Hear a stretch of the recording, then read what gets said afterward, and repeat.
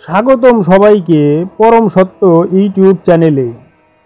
আজকের ভিডিওতে আলোচনা করব সুফি সাধক সদরউদ্দিন চিশতি রচিত কোরআন দর্শন নামক গ্রন্থের আলোকে পবিত্র রেজেক কাকে বলে।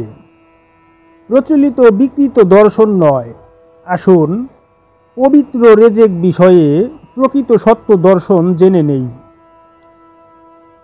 প্রকৃত রেজেক কাকে বলে? খাদ্যদ্রব্য এবং অন্যান্য বিষয়বস্তু যেগুলো আমরা গ্রহণ করি সেগুলো তিনটি পর্যায়ভুক্ত, যেমন হালাল, হারাম এবং পবিত্র।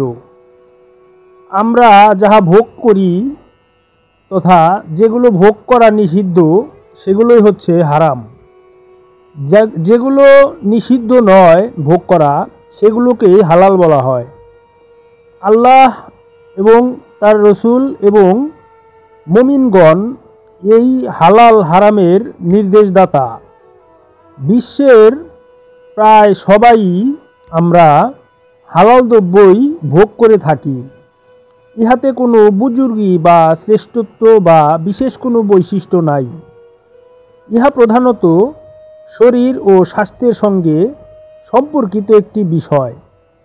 হালাল বিষয়বস্তু আল্লাহর রেজেক নয়, বরং এইগুলি হচ্ছে আল্লাহ পাকেরই সাধারণ দান বিশেষ। সংস্কার মুক্ত হয়ে তথা মোহমুক্ত হয়ে খাদ্য গ্রহণ করলে উহাকে বলা হবে পবিত্র খাদ্য। শুধুমাত্র মহাপুরুষগণ তথা সাধকগণই কেবল পবিত্র খাদ্য উপভোগ করে থাকেন।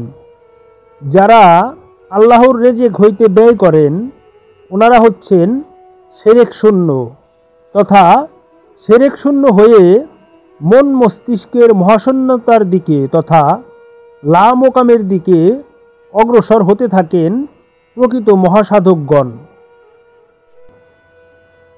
উন্নত পর্যায়ের মানুষ যাহার ভালো মন্দ বোধ জ্ঞান রয়েছে তাকেই ইনসান বলে।